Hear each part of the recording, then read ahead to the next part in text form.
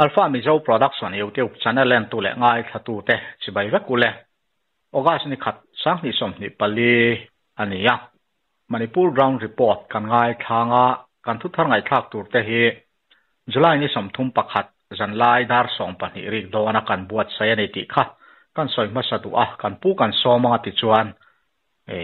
engemo thilfi lo lai te omani le zo ra te po in zot thei tura ingai langina thange kan pui som te ang ama sai kan channel lo ngai sa thin tu kan una zo fa kho vela zong zong te zana le du sat ma chi bai kapu masa che wani Manipur ground report azuma za chuanin kan fai kil kel lo ma se atang pui kan han tuanga nga ama sai Manipur district munchang sanga zo fa te kan sen na rama te bu in lama thudu lo le thil du lo fiat tu a lova nei te lampang atang po in thune ne zong a ama ro chu zong chu kan puang lo ma jan in zong a toi thei lamin chan chin kan ron puang do na ni hey apma sabera chuan nei te hovin Assam Rifle te Lamka Chirachandpur district le Kampokpi Kamgui kan ti mai district a Assam Rifle omte lak chua CRPF te da tuma sarkar ne na annor na chu Kampokpi lampo ni se Lamka Chirachandpur lampo ni se kan du lowa suminen in kungkai chuan voi in lama potu Committee on Tribal Unity te chuan tarik ni August a hianin sit-in protest Kampokpi ko pui chunga ni anidon ti anron puanga ama sa in August ni a chan ani photanga chu ayo na sa chan mun pin le ramtina kan dar zau zel nga kan ti zel don ti in an puanga ni hei voin na lama chuan phul jang le gothol lama chuan Assam Rifle te lak chua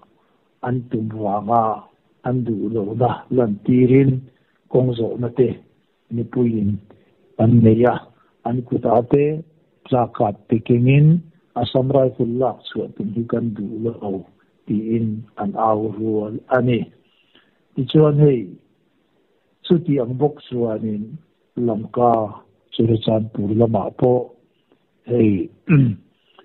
nu lampang ho ti mai ila Kuki Women Union General Headquarter President P. Hat Kholamte Tin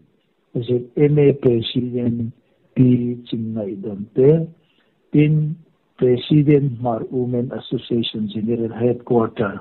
P. Rebecca Mar Tebaka President NPC Mizo People Convention Women Wing General Headquarter P. Lalkhumite ani ho po hianin press statement siamin 9 Assam Rifle Lamka Chirachandpur omte elak chua CRPF ina an duty na huna duty tura Manipur sarkarin program an lo siam hi an du lo zia le an dung oi lo zia thu press release siamin an ron puang ti khakan an thei boka tin hei chanchin kan lo fiat dana go hati high court chuan July ni som paruk sam ni som ni palia mar tangwal pathum police te kuta du diglo ta ka an thi na chungchanga Assam state sarkar chu theng ni pathum te thina chungchanga postmortem report chu tuna hian puan alani lawa khani postmortem report final report on siam turin Assam sarkar chu thu ape a tin heng tangwal ni pathum thi te ruang hi oga ni tuna ko an kai le hun turani hen thuna silchar mi thi da na alada ring turin thu ape bo hey chanchin kam lo fiat danin Mizo People Convention Lamka Chirachandpur Mizo Village Volunteer Tichuanin Andin takum khat thin na champha naktu ni khat oga sak ni som hi le pathuma hian ursun tak le ro pui taka man antuma hemi mang turin hianin zoram lama awayene tipo an som nge ani ichuanin hemi an man tur chumsa ma hianin an unaw dam te po manipura zofate an som ve a kuki inpi manipur te mar inpui manipur te de midam dam te po in tuna mizo village volunteer ten naktuk august ni khata an kum khat chim champha an lom na tu hi an lom pui taksit ani ti thu te thon te an nei boka tin chu mai ba ka chuanin midam dam te po in an lom pui thu an han te boka ni ti kha chanchin kan lo hria chuti lai chuanin hei chanchin kan lo hria dana BTT WhatsApp group antia behind the truth antiani hemi WhatsApp group hianin zomi zogam inti te chuan heti hianin address to whom it may concern the asiatin address chuan to Mizo volunteer and Mizo people conventions organizers of the MVV Rising Day at Zogam antia tachun anthu soina atoi zongin anni chuan kan ram kan khu a kan riat pui ena tel lo le phalna la lowa engwanga program mene aging committee in FPC MVV kum khat lom na champha hi man tung nge inni in omna zong te po kan khizek ani chuwangin kan phalna le kan rem ti na om lowa kan rama he tia thin in ron ti hi kan du lowa kan theina zong in kan do le tam cheunga ti chuanin silai mudong turin in peisa in lo om ro u ti in an sia kani hei anni ho hianin an unaw te na nei te ral do na tura hetianga Mizo village volunteer an din hi engwaga hetianga lung oi lo le heti khopa warning hi ante nge ni ti hi hiat thiama har sakhop maya chuti lai chuanin tuna Mizo village volunteer amka ten an din champha an lom na tur naktuk august ni khata an man tur hi mar village volunteer te chuan an top through an tuan ba ka kuki jut man kham te po in an top through le an lom pui through an ron puang boka hemi an din champha hi in tak le lom taka mang turin du sakna an san boka chuti rualin tu te emo in hemi an lom na hi ti buai tu an lo om pal te ani chuanin an in liam mai don lawa an theina zong ne thapui chua in an unaw Mizo village volunteer hi an kan pui don ti an puang bok ani ti chuanin hei naktu ka hianin kan unaw Mizo village volunteer te chuan an kum khat lom champha an kum khat phimna a champha lom na hi mang nge turin anin pu cha ani ti te po kha chanchin kan lo dong bok ani ole kha zong kha atam puya manipur chanchin zanina ta na kan ron pon thei te chu ani mai ole ateng wa thak le mai ni hei kan pia tangin manipur boina hian an unaw chipeng sang ten an ma ni in volunteer ten din hloma ta chuan MVV kan ti bik hi Mizo village volunteer ti ania khitilai churachan purbi ka an unaw zong na thak zinga po Mizo in ti bik ten an din ania an hriat thau angin boina hian manipur chunga mi zong in harsat nan tok veka chuta chuan zomi ranin an oma in kuki po ranin an om ve a mar lampang te po tiang chuan rang an oma chuti lai kara chuan midang zompui vek kha a boi thlak na chin om ve thina chu wangin an ma ni in Mizo village volunteer khan din ve ni a tangkai em a mun danga volunteer te po training te pe in chu tiang chuan tho ho na thatak an nei a heti lai para atiang anga vona an han tiam tamai hi poi kan ti hle mai a amai ro tu na hian kan fiat angin mani loka central an dor na tur chung ta nga te po zong na thak nampeng sang te an thu kho ma chu ta chuan zomi chun tel du lo le a tuna hetiang hian MVV an han do dal le chat maya heti chung hian dik an in ti ve thowa amai ro chu zong na thang mun sang om te hian zomi te chat dan hi chu tha kan ti lo vek ani keini han dem ve thei ni lo ma se in lung rual tak hian om se ti hi kan du puya chuti lai kara hetiang thom kan thale thin hi apoi hle maya po ni se thil a thazong in akal tura ngai la wo india te po hlim taka hun mang turin du sakna kan hlana ni ti kha an soi tel du a chuan hei eng angin nge tun boruwa ka hian zo na tam tak in zo po zan in chu kan ti don lawa kan puina soi ang kha ni po boi em maya boi tak chungin hei tu na po zan la ya news min han buat sai sakle ni a alom em a so wangena ma po ha chol te po du ve a zo na tam tak kanin zot lawanga chuti laya han zo tel tham ka du chu tuna hian hei meitei ho hi an buai viau ni hian alanga sum le pa ya te po an har sa a hetia boina kalsel dan han thlir hian tuna ri hi chuan in ka na lampang ang chi te hi chu a vak to don lo ni te po hianin arin thei na chin na oma helaya hian enge ilo mu ve dan in ka na te hila le thei thovin iringen tin Manipur lama hian central lampang pon in da tam chho zel don ni in alanga heti lai kara hian meitei te hi an la ron che chuak ngamang iringen tin kan unaw te tan po hian hetiang anga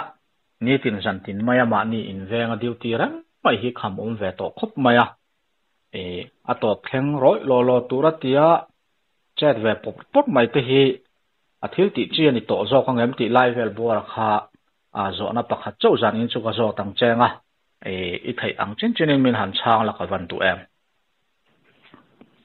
hey meeting ho an chief minister hoa an than dan hi kan han thir wang ani chon central lampang po hi ani in lama biren singa thu anzo emele howina anzo na khanin Manipur in tum khatna Manipur ramri tereng reng chu ti ke ani lawanga tuma UTMO ani le thil dam emo pek ani lawang ti in an chong maya an soi maya hemi omzia hi chu central po hi anin tuna ke bani Manipura zo fa te hi enge mo zong pek nin tum ni tura hi anin ahiat thia chu wang chonin hey eng po mi se biren singa tung kam hi kan han chut wang kan han mai to wang ni chuanin Manipurin tung khatna UTMO ani le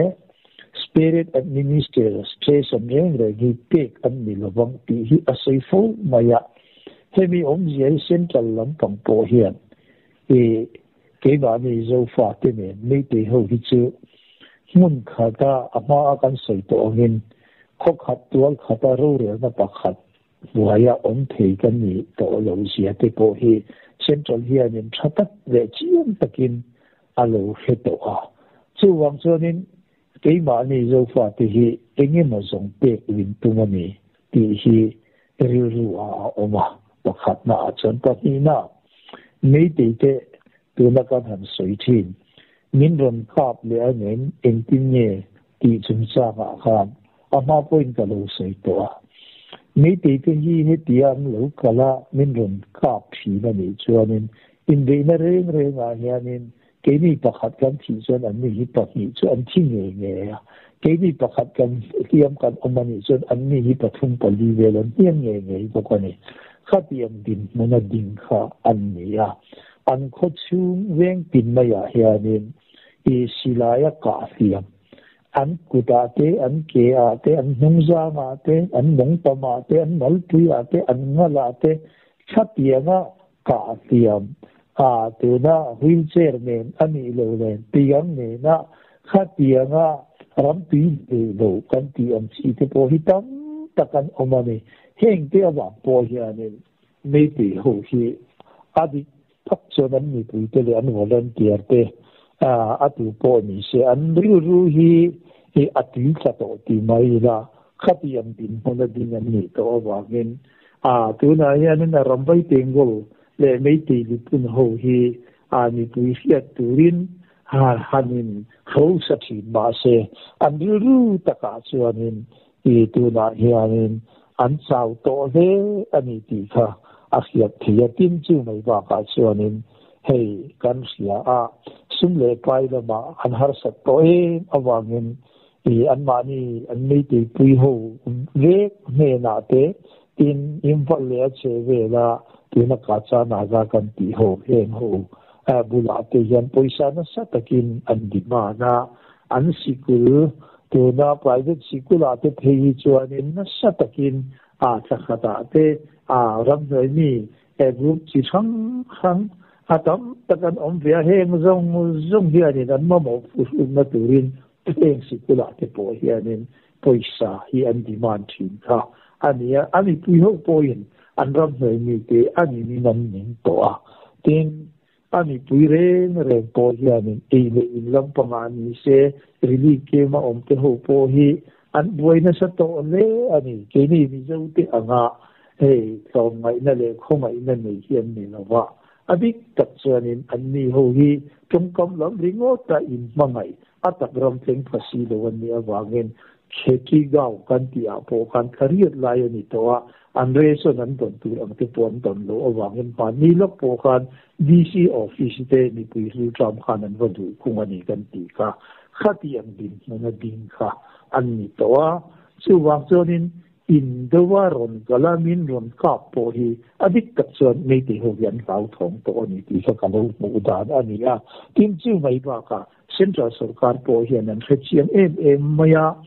Manipur Police Training Center atanga silai mu le ral thuam ale silai tam tak asilai po sang ru lai ani kan tia silai mu le bom te ringot po ka noi sari ve la ni khangan lu chual zong po ka central sarkar hian an seve ka ni tu na hian BJP sarkar an ni ba min central sarkar te po hi an han ngoi ve mai maya an du ang po in thilan ti lo chan chu a BJP vek ti hing che tu kha an ni don awangin sarkar lai ti po hi angoi mai ani ti hi a hiat theya chuti lain ti mai la hei diren singapore hi central lampanga tam chuanin da bowa midam hi chief minister da hi andu na chimpo mani maro chu BJP te ji na hianin diren sing ang hi an mulo ani tarin oma tin diren sing hi tu na hianin chief minister ani na tanga an ba na midang an da ani chuanin biren singa hi asa to do na chuwang chuanin hei chanchin gan lo hiat na pakhata chuanin biren singa hi chief minister ani na tanga an ba na ama huna hian BJP dangvek anwaya mi ho chief minister an da ani chuan ama anwaya mi tero re noi akhana om du lo wanga Congress lama hianin apakai de dayanga ama ani nen hianin BJP member tu na thunwaya da te hi mi enge moza Congress lama apakai puyanga Congress in na an chanang ti te po hi central lampang hianin an hlau thon puyani ti te po punthen khata an ron sia te po kan lo dong boka hei state danga tanga an ron sia te kan lo fu boka chutiam vel te chu ani awangin tu na hianin keima mu da na chon mấy cái hiện lâu thấy lâu anh ấy lâu cho nên mình không cả lại bỏ hi cả hình lâu tin chú mấy vào cả cho nên Central Force thế Manipur mấy cái hồ anh sẽ nó muốn tin về hôm tin này hiện anh ấy hồ bỏ hi tu này hiện thì có tổng số Central Sarkar bỏ in si phải thế duty tira tu này UNLF thế để Arab bay thế ngol hồ bỏ hi thì có tổng số in các phụ chỉ cái anh bên in anh rong phụ chỉ trăn tổ nhị in à hiện thấy bộ cái anh bộ này sẽ thì thấy mà là mà vụ ruột anh tin nghe rồi nên mong dễ đón tì cầm xe là vợ tu na cái mà mình mà đi na cái lâu mù đà na chuan mấy cái hồ hiện người rồng đâu là vợ cái này hồ hiện mình rồng đâu là vợ Central Sarkarin ren na le muốn na thấy na tu ra thấy bắt đầu xua duty na an pho chunga an roman lo su te po rồi ya rom lu le a khati anga ke ni ho te ne na eng ti ne mo tia in rem dan hi chu an ngai tu ani ti hi e tu na boru in mung zel da na hi chuan chu ti chong chon in ke ma in ka lo po ni ti kha ka han sui thi te chu ani ma ya hei boru politics in lung le da hi sia thi ma har kho maya chu wang chuan in thil hi chu ti khati chuan ani thi nge yang ti po hi a soi thi lawa chu ti lai chuan hi hei ni china ka han soi ta Mizo village volunteer hovin hei som na te po thatakin an ron te an som na an zia na a te hi chuan in min tha chi mi vek tum tu te la ka mizo nam chan him tu ra ni pui ma tong sang hi kal ma sa tu ra in te Mizo village volunteer MVV te chuan kan din cham kum khat na hun det ni khat oga sang ni som pi padi hian YMA hol muya venga man kan tuma Manipur Mizo te chanchina dai to ngai lo tu le chin chia ni reng to tu hun hi ahun nge ya ron sim ve ta che thang thar del te ne na thon thu soya kan la soi tu he hun tu tak hi bo pe su tu nu huna kan khobe in dum le le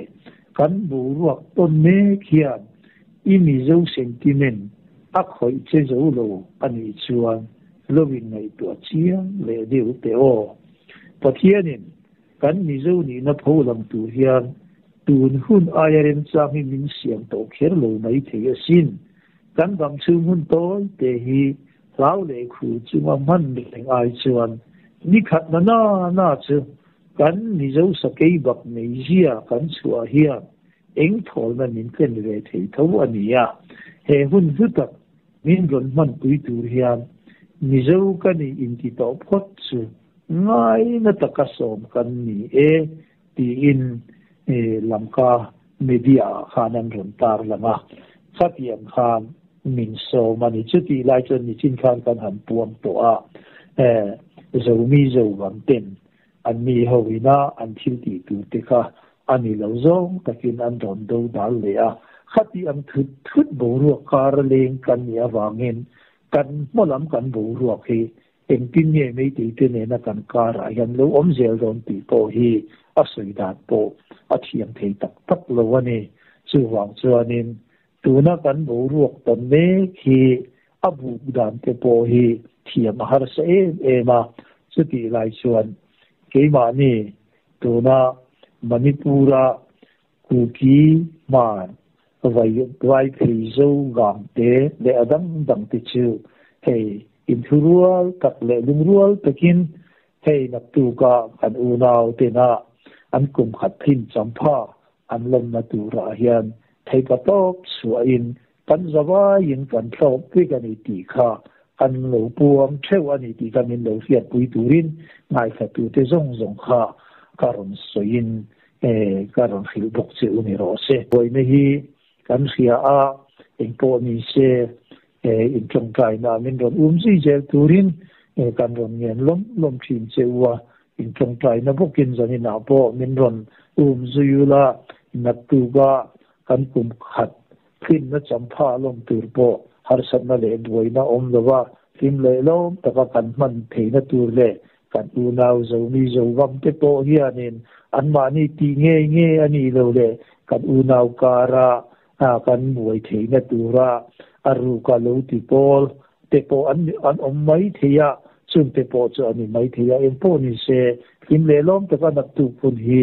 เองมาหาสันนั่นเลยบวยนะลว่ามันอันนี้เง่เทนตูระอินช่วงใจนะมินโลสีตูรินกันสันนิษฐานแค่ปีเตจงค่ะ